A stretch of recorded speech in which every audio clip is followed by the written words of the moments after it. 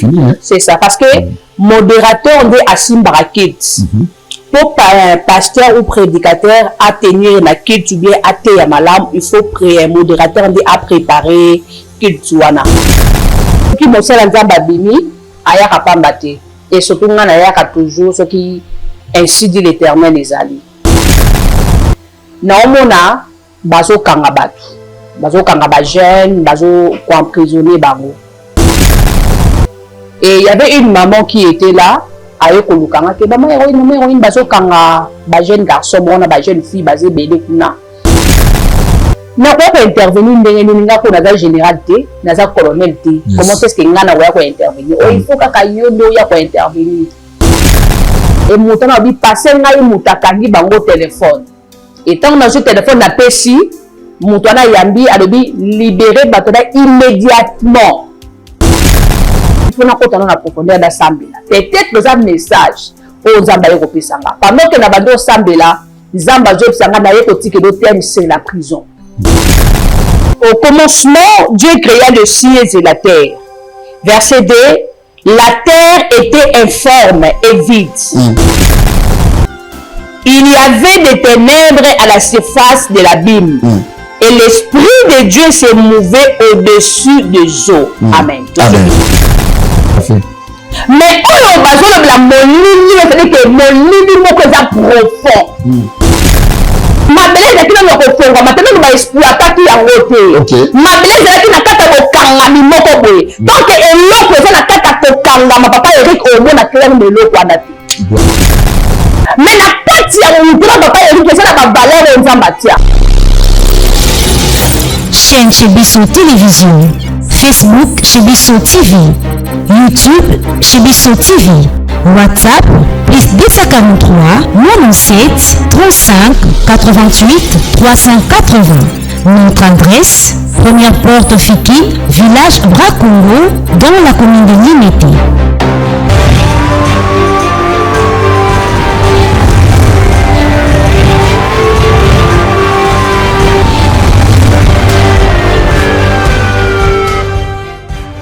Shalom, bien-aimés dans le Seigneur, c'est votre humble prophète Samuel Yerekasomo, votre présentateur qui m'a mingi, je crois, Lelo. Ce que moi j'aime na Katia Chipso Télévision, tout ça na toutes les émissions pour des stars, iskawa pinengami, ma homme de Dieu, bayaka, vraiment, ko pastor les alliés locaux écriture. C'est une émission moko, caractéristique na moi mingi, fani na Katia religion, donc, les émissions ma bengi motonyoso, aux pasteurs, aux prophètes, aux docteurs, aux évangélistes, aux appels mutu ya Congo, aux appels mutu ya au Kara, donc au niveau bagay comme les fans de la religion, tu peux venir ici pour défendre aussi la religion. En tout cas, merci à notre président Cheikh Moukadi. Merci encore une fois na caméraman, donc caméraman na comme maman Ariel, d'accord, et puis encore une fois aussi na papa Nabiso Israël Monzo. Et puis, na bossante, na notre DA, papa Elias, et puis, na tout le monde, tenons soit Sebelaka. Vraiment, na chaîne télévision, surtout, les missions, à profondeur, papa, maman, ndeko, mobile, moi aussi, na bak émission, ils le refusent à aberrer. Mon imabera, ça, moutoua, à eba, qu'on vérifie les écritures. Ici, Soro Zali, Mpongote, parce qu'il y a une grande différence entre Kozala, Pongo, Kozala, Zali, le kola, ndeke. Pongo, matériel, kola, makas, ndeke. Mbani, c'est matériel, zala, moko, mito, comme on a niveau, mamona, pour un matin ma casse koleka et puis des articles ou articles là. Moi j'aime pour moi cette émission et puis j'aime aussi à coller la parole. Les lois à des fois dans un belé toujours zang un peu mieux n'a pas moi profondeur parce que bah toi fin c'est mieux comme un miracle bah toi une prophétie. Les gens aiment toujours les miracles de la prophétie. Même ça battu le mot nabi sur moni chrétien a bangi prophétie a bangi miracle il est encore païen parce que un vrai chrétien azalareska ou bazali ko pasola bazo pasola niama comme les évangiles lobi ndo wana bokomona ba les rassemblements banani ba aigle pour ba ekolia musuni. Or notre niama c'est la parole de Dieu. Moi j'aime la parole, j'aime écouter la parole, j'aime méditer la parole, j'aime encore une fois qu'on profondit encore dans la parole. C'est ça le ministère. Et nous ne sommes pas là mais c'était mikolo moi mingi, il y a une grande différence. Il y a des serviteurs par circonstance, il y a des serviteurs par rapport à l'héritage, il y a aussi des serviteurs par rapport, il y a, aux appelants ainsi par l'Éternel. Onayami, ce n'est pas une prophétesse par circonstance. Non, non, non. C'est pas une prophète, qui dans mon famille, non. Mais c'est vraiment, c'est l'appel que Dieu a appelé la personne. Et puis, nous avons mandaté, puis nous avons tiré ma lobakat naï. Pour nous reconnaître un bon serviteur de Dieu, il y a un langage, il y a un peu chrétien, il y a un peu profondeur, de comprendre. Tout le monde manakat à la bouzoba. Tout le monde a profondeur. Parce que tout le monde a, autant de soir, il faut que Christ aille écouter mon amour, à la connaissance. Il s'agit de qui? Il s'agit de Maman Maombi, la prophétesse, Maman Nabiso, et Rohim. Je crois depuis le Lubumbashi, dans la Yambi était, Léon Oyambaye, on a pompé dans le Lubumbashi, après, Aïe Lubusonu. Shalom. Shalom, Papa Eric. Comment, maman? Nzambo batela papa. Ah, Lubumbashi, ça va, hein? En tout cas, ça va. Hein? Ça va. Bon, comment ça la prière, moi, ce qu'on a pour le Seigneur, to pamboli kombo na yo pe toza malam, to dédié moment o na salo boko na yo, kababiso du début jusqu'à la fin. To telemeli nyonso e kota to la kombo na yo te ezala mosika na biso na kombo na Yesu. Amen. Amen. Comment ton ministère, donc, le ministère, c'est-à-dire, je parle pas de une prophétesse, mais je parle par rapport à la mission que Dieu t'a donnée, et je crois le nom du ministère et les rachetés de Jésus-Christ. Comment ça évolue, comment, et puis aussi, est-ce qu'ils ont continué pour te regarder comme si en tout cas, non, ça évolue quand même, toujours continuer toujours na œuvre en Zambé. Et ça, mission au Nzamba Pesibiso en tout cas, tout ça évolue très bien. Sauf que tout ça la construction, tout ça le canani à Kobungisa, nda kwa Nzambe puis à la idéal, maintenant ça pourrait vraiment qu'il naie nanda kwa Nzambe, mais ils tambola bien. Place aujourd'hui? Non, place toujours jouons bientôt na limité. Limité. Il faut que limité babi mettons de bakis ba bablo. Ce que biso photo s'imposer wana. Non, babi tous les pasteurs ne sont dans limité ba tchamo ba bioko. Mais quelque chose maman, il faut de l'autre côté. Et puis on a une machine on a une non, on a une machine on te biso ka Nzambe papa. Ola daga lo kolonao. OK. Comment ça a été Lubumbashi? Je crois parmi la délégation Bakendaki, Kosala Msala Nzambe, vous avez comme première modératrice, les choses beaucoup facilité, Koko Maman Koko se charge, il y a plus ou moins 700-800 personnes qui ont Bango. Et comment ça a été? Et puis, pour partir, il s'agit de comment vous avez la modératrice. Vous avez une bénénie, vous avez une bénénie, vous avez une bénénie, pour que même abattu, ou vous faites moins Lubumbashi. En tout cas, je bénis d'abord le Seigneur pour la mission à Lubumbashi parce que il est qui vraiment bien. Bah, âme bazala qui sauvé. Et tant qu'on a qui annonce, on est à notre président Papa Chic, que maman héroïne nous peut intervenir dans la modération. En tout cas, nous avons vraiment la concentration, on a préparé parce que les gens ça là tout ça là. Et puis il déjà devant bâton, vous il y a déjà parole. Alors pendant que modération tout déjà passé, papa. Tout à fait. Déjà passé. Nous avons vraiment préparé spirituellement pour que et c'est passé madame et le Seigneur était au rendez-vous. Est-ce que le modérateur, ceux qui a fauché la modération, même pour voilà. C'est fini, hein? C'est ça, parce que modérateur, on dit Assim Barakit.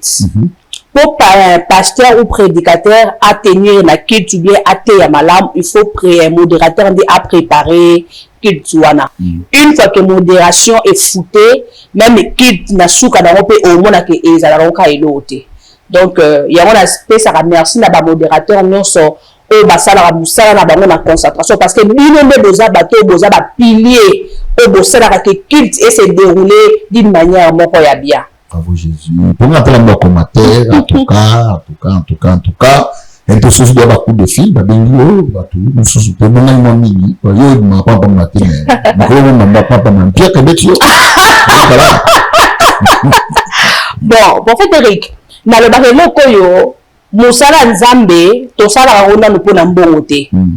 Exactement pour n'ambon parce que l'évangile est gratuit. Na le bakayombe ezala bongo, l'évangile est gratuit.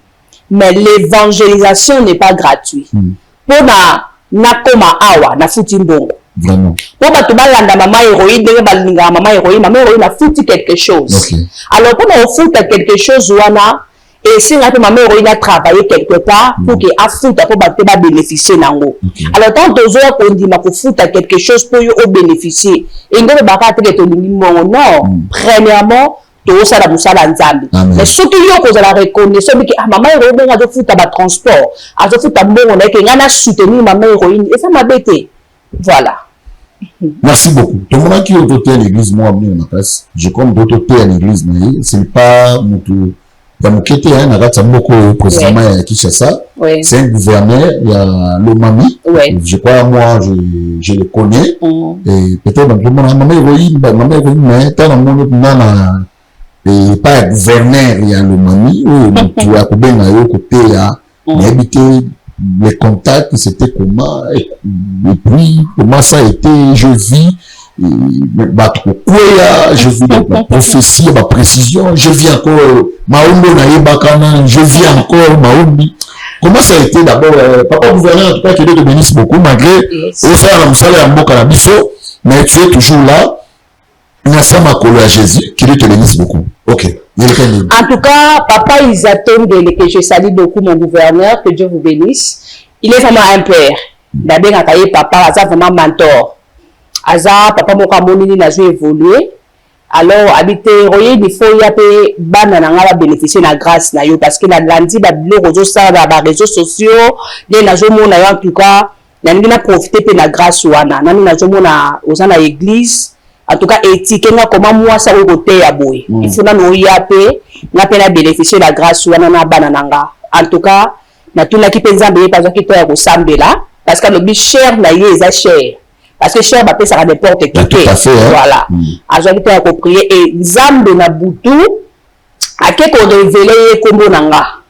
Abi mutu fa matana cher na yeza prophétesse héroïne. Benga héroïne fa à côté ya. Nde ayo benga nga ke maman héroïne a eu recommandation que yo fa à côté à l'église. Ya on a kenda katuka na pambola ki nzambe pour la considération na côté à dévotion ya gouverneur en tout cas ngolu. En tout cas bazala ki béni, il y avait aussi la puissance de Dieu qui était au rendez-vous. En tout cas, voilà papa Eric. Vraiment papa gouverneur le mami, non c'est pas une question. C'est ça. C'est ça. Parce que mon évangile est là, moi ça n'a zémi. Il faut que place au maternité malade. Il faut la rendre beaucoup. Moi si nous sommes à discuter sauter. La maternité nous sommes moi dans une malformation, mais il y a la maternité autant au boti, moi na boté malade. Et donc je crois bateau ba pon aussi ba mati beaucoup mais pourquoi. Maman héroïne à bientôt là, je crois tout ça connaissez le candidat après avoir Kouta Mboka Mbashi, et puis cette fois-ci, Toto Katsananga Mbokuna, n'a habité moral na Yozamini. Est-ce que tu es toujours, tu es Yébaki, moi, quand tu t'appelles moi, Mkezali? Non, en tout cas. Non, comme ce soir. Non, en tout cas, Brazzaville et Zelabiso, naebi ke nzambe oyo asalaki na Lubumbashi akosala lisusu koleka lisusu ndenge sepazaki na Lubumbashi. En tout cas moral nanga eza bien, eza mosala nzambe ndenge bible ezolobaki aller partout dans le monde. Eza mission nzambe apesi biso ya kotambola partout. En tout cas naza prête pour la Brazzaville. Merci beaucoup. Voilà. Avec les révélations, c'est qu'ils ont ainsi dit l'Éternel. C'est que moi je n'ai pas dans l'eau. D'abord, quand même, il y a beaucoup de hommes de Bayo quand ça me dit. Moi, ça, on s'en est dans le wingi. Mon y a quoi, tout le monde, et à copine, quoi, par côté, quand on le foutait, bon, mon côté, je foute, non, côté, côté, dans ça, là. C'est ça, bon, aussi, il y a même ça, des fois, en bas, là. Et moi, la femme, soit, mon tout ça, côté, dans ça, là, Zambé, dans le wingi, la courage, moi, de fois, moi, de fois, na bas, nan, et nous savons beaucoup, lobby, tu vas juger sévèrement. C'est-à-dire, il y aura les articles. Est-ce que tu avais respecté ça et ça? Est-ce qu'il y a la bengayo? C'est ça. Il y a la sacerdoce. Est-ce qu'il y a la tindakiyo? Et là, on a la banque en makasi. Et les révélations, quelles sont nos rétines dans Nzambe? Oh, nous les savons. En tout cas, papa Eric, j'ai béni d'abord le Seigneur parce que ceux qui m'ont fait Nzambe béni, ayaka pas mbaté. Et surtout, on a toujours ceux qui ainsi dit l'Éternel les alliés. Et c'est là que jour mon a lali na omona bazo kangabatu bazo kangaba jeune bazo ko emprisonner bango. Et il y avait une maman qui était là aye ko lukanga ke maman héroïne bazo kanga ba jeune garçon bona ba jeune fille basé belé kuna. Il faut que yondo ya o intervenir. Alors mais c'est na ko intervenir ndenge nini nga ko na général te na za colonel te comment est-ce que nga na ko intervenir o il faut ka yo ndo ya ko intervenir et tant on a commis sur place na kuti ba jeune wana ba ki vraiment kolela ba zolela maman faut sauver biso to bi ma place o bakangi biso na ebisi bato na bozila na sala appel na benga mutu aza likolo na nga soka pesi ordre ke babima bobimisa bango et tant on a sali appel na bengi mutu ko na bengi na leba te na benga kindani na ndoto wango na monika na sololi et mutu na bi passer ngai mutakangi bango téléphone et tant on a ce téléphone na pesi mutu na yambi alobi libérer bato na immédiatement ba mona moni afungoli prison bato na babimi na surtout ke ngabi Zamba wa révéler nga bangi bakanga ndeko na nga to ezani ni na moni révélation o na bifo na kota na profondeur da sambela peut-être les message o Zamba yeko pesanga pendant que na bando sambela Zamba zo pesanga na yeko tike do thème c'est la prison kende ko lobela bana na nga pona likametali ba prison satanique na ba prison o ba koti sabat et ça na batebele o baza condamné quelque part et zo senga bango ba bima alors vas-y kende ko yebisa peuple na ngai makambo o ngala la kisio c'est pour ça que non na benga mbala moko ke papa il faut na to ça l'émission parce que na dit que ya ngala we ke ndara bi on a na ça l'émission pour que bana nzambe ba bénéficier pe na révélation. Pourquoi définir son nom d'abord pourquoi prison lorsque on parle de prison parce que c'est ça combo prison être prisonnier les noms là d'abord prison il y a bon par définition prison est kolobake esika o ba détenir mutu esika o ba kangi o ba priver liberté ozana droit ya obimate ozana droit ya kotambola te ya koteka te ya kosala musala moko te ya kobala peti parce que tout le monde a un même bateau baza ba prisonnier to yoka place moko te ke on a prison ba balisi ba on a prison mutu moko abimaka ke kotambola non ba tournaka ke sika moko donc mutu aza prisonnier en gros na momo ko to ko définir en gros ça mutu aza lié quelque part o aza condamné o aza surveillé aza ya ko kangama moyen à trouver liberté exacte.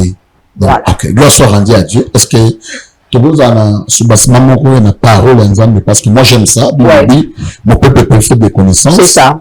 Alors, on peut pas seulement tout le balobali côté, tout faire la papa c'est des chrétiens. Je crois que papa de maman Zali si ma Bible nous devons vérifier les Écritures totalement na un mot prophétique, na un mot révélation, na un mot fondement et puis na un mot aussi la profondeur encore une fois. C'est ça d'abord les 4 évangiles et puis les 4 tables aussi et puis nous osé belé. Tout ça d'abord lumière et la parole. Voilà, merci beaucoup. Tous en mon candidat il y a Genèse chapitre 1er verset 1er, je lis la parole du Seigneur. Amen. Au commencement, Dieu créa le ciel et la terre. Verset 2, la terre était informe et vide. Il y avait des ténèbres à la surface de l'abîme. Et l'Esprit de Dieu se mouvait au-dessus des eaux. Amen. D'accord. Papa Eric, awa totali na mokanda ya Genèse, chapitre 1er, verset 1er. Bible besoin de baquer. Au commencement, Dieu créa le ciel et la terre. Donc, Zamba sera tout du colo à salipe mabele. Mais Bible le bassin dans verset 2, Bible dit que la terre était informe et vide. Donc, malgré que Zamba il a créé la terre, il a créé le ciel. Mais Bible c'était que la terre était informe et vide. C'est-à-dire, na kati ya mabele, et c'est là que de l'eau pour Zamba créa quitté. OK. Na kati ya mabele, et ça qui te que on a manda zalaki on a que on ndeke moko koto on a mutu azali koyenga na mabele mutu azalaki te donc mabele ezalaki position mabele ezalaki forme moko idéal c'est-à-dire mabele ezalaki na forme moko oyo mutu soki atala moko kondima te ke oyo ekomi lelo alors bible elobi ke ezalaki na molili oyo ezalaki koyenga na kati ya na mabele. Il y avait de l'abîme à la surface de la terre. Comme de l'abîme. Et ça, mon limité auto, mon ake, ce qui pourrait cueillir, mon limité continent. Parce que dans la mon limité, mon pourrait cueillir, on va taper le kelo commun. Tout à fait. Mais on a besoin de la mon limité, c'est-à-dire que ke molili moko eza profond oyo eza ke soki bakotisi yo luka meme eloko omona te okotutana molili moko eza profond oyo ezalaki koriene na surface de la terre parce que mabele ezalaki na forme moko te oyo ezalaki na miso ya bato papa Eric soki otali na passage biblique oyo eloba makambo ebele eza na bato ebele lelo baza na kati ya baprison démoniaque oyo bakotisa bango bakondana bango parce que na bavie na bango eza na bainformité moko oyo evanda tozonga nango kaka nazongi kaka mwa mokie na bakoko na biso ya kala bakoko na biso ya kala papa Eric to baparent na biso barrière parent basala bamakambo moko lelo oyo bana baopeye bapri basibisa bamakambo moko oyo lelo bana bakota na baprison moko oyo ekondana bango lelo bavie ya bana ekoma informe omona moto otambolaka na ye me vie na ye ezali informe e vide omoni moto akota libala me vie na ye ezali informe e vide yo omonaka moto azongenga omoni mwasi kitoko me kati ya motu wana azali informe et vide parce que bakondana ye quelque part parce que ntango bible elobaki la terre était informe et vide c'est-à-dire mabele ezalaki ya kokanga mabele ezalaki nano ya kofongwama te nano baexploitaki yango te mabele ezalaki na kati ya kokangami moko boye donc eloko eza na kati ya kokangama papa Eric omona clair na eloko wana te otikala komona clair te parce que eloko moko ezali ya kobombama ezaloba ete omona exemple na opesa bayaka na bakado na bajour ya bafete kado wana ezalaka emballé to baye na kado bapesi yo omona ye mosanse ya kado te parce que oyebi ke eza emballé contenu eza na kati voilà balelo mama oyo nakopesanga kado nini emballé de peut-être yango ezoyoka balinga te okoki konéglige yango parce que omoni kaka eza kado moko simple emballé mais na kati ya contenu mama oyo nango ezalelo kado moko eza ya valeur mais tellement que eza emballé moyoyeba contenu nango eza te papa Eric badi ya bato ebele eza bongo omona ye kaka ndenge aza otali ye physiquement olobi ke oyo akufa lelo omoni ke oyo obi oyo mpenza eloko ya motuya kati na ye eza te na kobeneficie nini awa mais na kati ya motu na papa Eric eza na bavaleur oyo nzambe atia ya motu eza na bapotentiel oyo nzambe atia na kati na ye mais tellement ke aza condamné tellement ke bakanga ye aza na forme moko te na miso ya bato moye moto alabimisa motu eza te yango omoni ke bible elobi ke la terre était informe parce que baexploitaki yango nanu te nzoka nde na kati ya mabele ebombi barichesse mabele ebombi barichesse ebele mais moye to découvrir barichesse wana na Genèse chapitre 1er ezalaki te parce que ezalaki informe oh c'est profond c'est très fort nayeba question na otuna mpo je suis en train de sentir biloko ezomata papa Eric nakopete navandaka wana moye to découvrir leo toomona baminere leo tomona barichesse ebele evandi na mabele papa à travers kaka mabele oh là là nzambe aye koloba nini faisons-le à notre image et à notre ressemblance kana mabele nzoka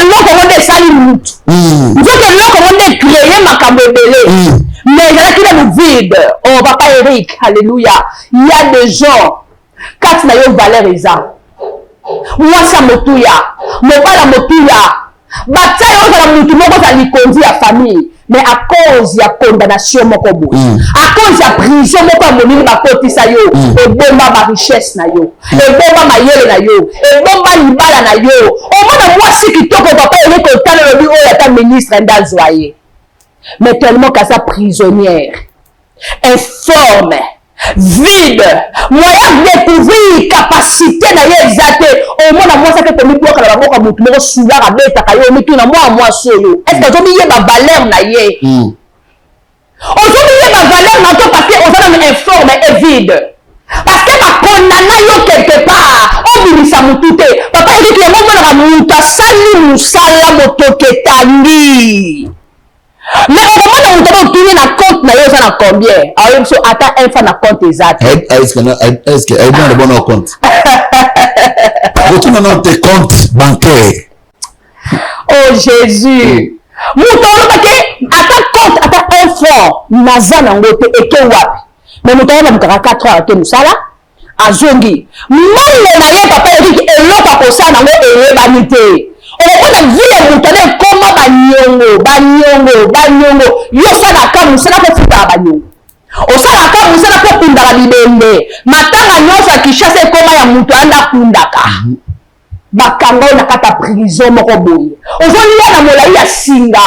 Soko lingo bima ba biteyo za prisonnier. On a la place au Québec, maman prisonnier à Balakate. Il y a moi qui a libéré na yesa na bitumba. On se met pas les simité, on se met simité parce que prisonnier au bala wapi, non na ko célébrer mariage na yo. Na mona na prison est-ce que va célébrer mariage à mutu. Exact. Au contraire, à obota ka bibota. Parce que la prison mutu moko yo zaka bimi na obe oboti pe kana kata prison. Et bon ti ko bota. Maintenant na ko valoriser yo. Bota na yo.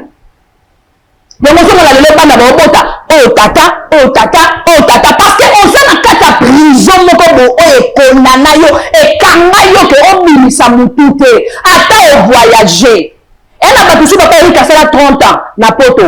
Nata luto ana ngote. Luto ke musika mukanda kuto pa mukanda. Mais 30 ans. Mukanda ou bazo ba kozwa ka ou. Azana ngote ata luto. Kande papa Eric utiko ba même mukanda. Ozala ngote. Parce que bata on esika moko ko bimisa te mutu. Pour ce que batiko kaka omoni lumière, ba ebike ya motu ya yo za mabele. Il y a mon tour, il y a un carte na yo. Il faut pas si quand on est informe et vide. Quand on y a qu'est-ce que exploiter yo, ba potentiel na yo et qu'on a reconnu, ba tu vas payer ba culture. Voilà. Merci beaucoup maman Romy. Lorsque vous êtes en train de parler, je suis en train d'analyser beaucoup de choses. Écoutez là, moni ba te bela des fois batanga la jeunesse, batanga pour habitanga tanga, mais ce sont des livres où c'est la Bible. Pour moi, Bible bani na Genèse chapitre 1 verset 1. Pour moi, pour nanga tant que ba makambo ba informe et vide, je suis en train de akozwa makambo et belé. Obitabi la Bible. Na mona molili ona na mwanda. Na mona na mwanda so ibabi la Bible mama yoyi. Même là so cha ya babaka na mwanda babate na moko tu la mukutala. Est-ce que tu as le kofo faut yeba. Ya na molili moko donc vous pouvez même pas imaginer. Okomona eloko to satika batazala ya otuti pe bato. De ce qu'on peut te faire une donne à ta prison eloko liboso batiaka na kati ya ténèbres na kati ya bulili moko ya makasi. Akota dossier que t'es pas amayele de faire les hommes na te. Abandi fiancé na mobali ko bala mwasi mususu. Omona yevi na ya suka kaka na prédot. Na mona na yeli numéro mwasi na prédot plus de 6 fois. Prédot. Oh, et ça famille na mambo bacha bona kati ya prédot. Donc yo suka na prédot, yo na mona pe faire moko. Yeso akira na prédot, asuki na prédot. Ti babo na mwasa keso akira ba prédot. Ça dit na ko pour que son dans la ténèbre ana kati ya limitation aolia na singa mulayo. Les hommes to bele faut pas se pela ba septaka. Viona amona normal. Au moins donc ça dit pour na ye ça dit aligné ça dit tombo qui ça son esprit donc son esprit est là mais il y a monique moi je préfère que moni na suki nanga boy na suki nanga boy OK donc ma continuer d'ailleurs qu'on peut gagner une fois de fois ce n'est pas seulement prison mais on ne peut pas se péler na prison ou ya ni prison on a évolué surtout que bateau la vie aussi a facilité la ligne kotokate la ligne facilité ba pesa ba kabele ba liesa ba sala ya mona de une fois de fois na sala ba de fois au moins la mutu a évolué au moins azota la mutu boye pour mutu na moto sur na saibo na kozwa donc c'est-à-dire on a kati ya prison et là on m'a kaso to le Bible bi Genèse chapitre 1 par la terre Dieu créa les cieux et la terre. Maman il y a deux terres. Quelle terre? Je crois que nous avons un exercice moins belé. Les lots coûtent un petit peu. Nous avons un pasteur, un évangéliste, un pasteur, mais pas au Koufa. Là maintenant il y a deux terres. Dieu créa les cieux et la terre. Mais la terre était informe et vide. quelle terre au Zambon chapitre 1 et puis quelle terre au chapitre 2. Dieu créa les cieux et la terre. Deuxième paragraphe, la terre était informe. Quelles sont les terres? Il y a combien de terres dans la Bible? Papa, merci pour la question. Tant que tu as la terre à Liboso, papa, il y a ça. C'est comme ça, l'émission va payer des choses préparées. Bon, tant que voilà. Tant que Dieu créa le ciel et la terre. Alors, le nous que l'icolo n'a ma belle. Auto mona auto za o. L'icolo n'a ma belle. Donc ma belle au mokilo to moni. Les amba créa qui on a eu Liboso. Et quand la Bible le dit dans la deuxième verset le dit que la terre était informe et vide. Alors bi, Jean chapitre 1 verset 1 bi et la terre était informe et vide. Non, Jean chapitre 1 verset 1 le dit et Dieu créa le ciel et la terre. Deuxième paragraphe à l'objet, la terre était informe et vide. Par là, il y a combien de terres? Merci, papa Eric, pour la question. Donc,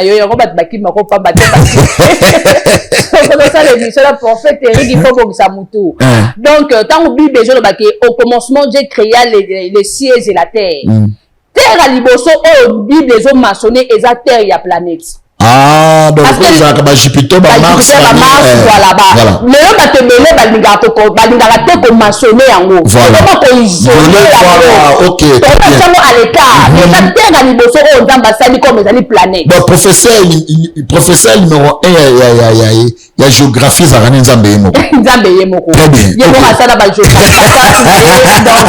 Vraiment, deuxième terre, il doit aller ma belle autozomona. Ok, informe et vide. Après, quand vous allez pour découvrir, vous allez pour exploiter en haut, vous allez pour biloko. Parce que ma belle na ma belle ka o muta salami, na ma belle o muta zonde pe na motoki na yekaka na ma belle o.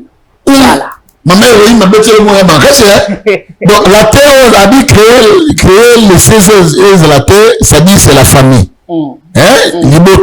C'est ça. Mais on a créé. Deuxième terre, même comme maintenant, ma souffrance, ma prison. Voilà. Donc malgré que, ma problème, malgré que nous avons créé, les cieux et la terre était formée vide, mais ma conséquence, voilà. C'est pour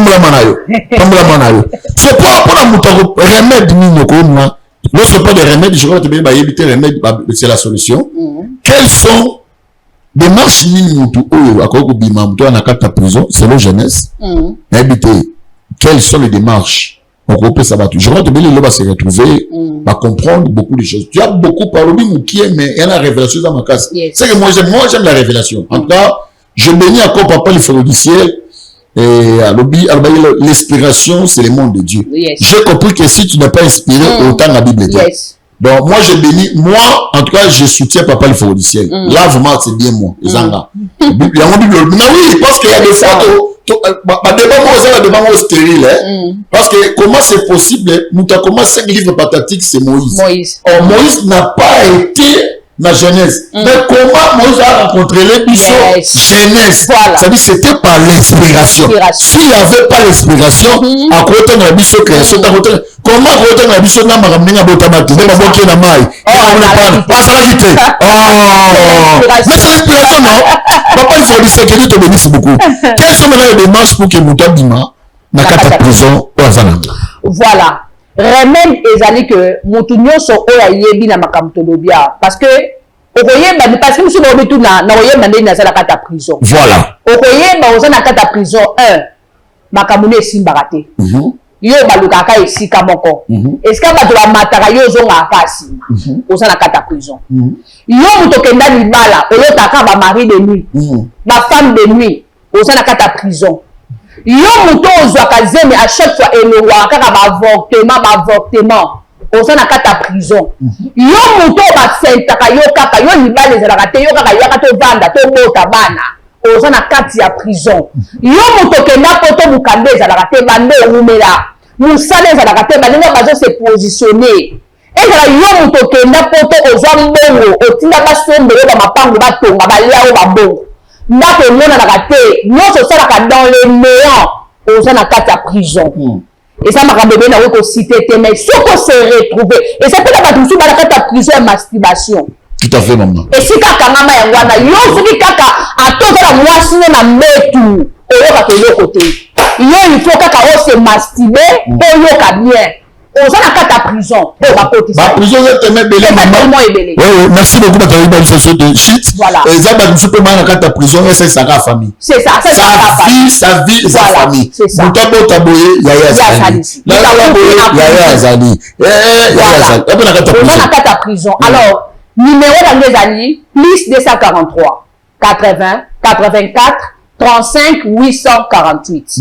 Plus 243, 80, 84, 35, 848. Donc, il n'y a pas lobby, bata régie va signaler. On a heure, numéro yangoana, benga.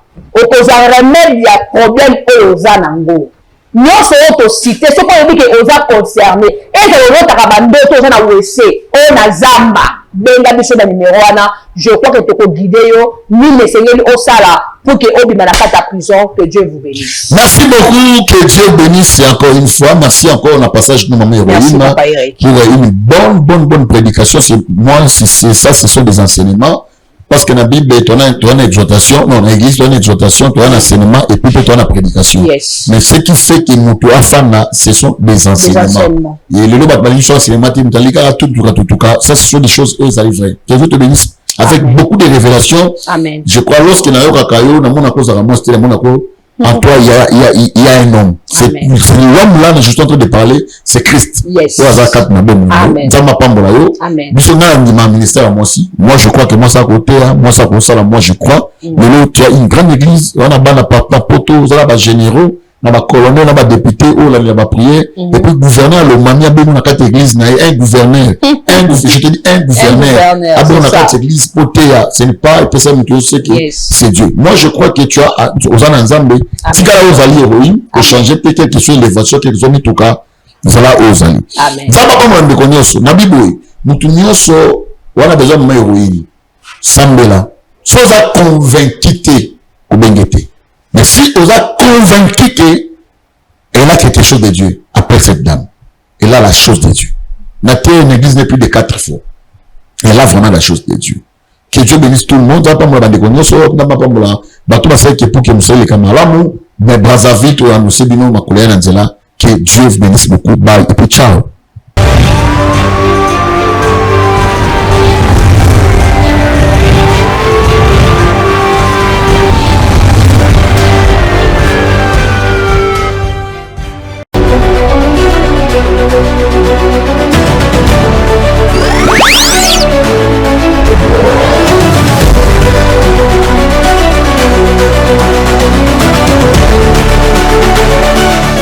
Chez Bissot Télévision, la chaîne qui vous ressemble.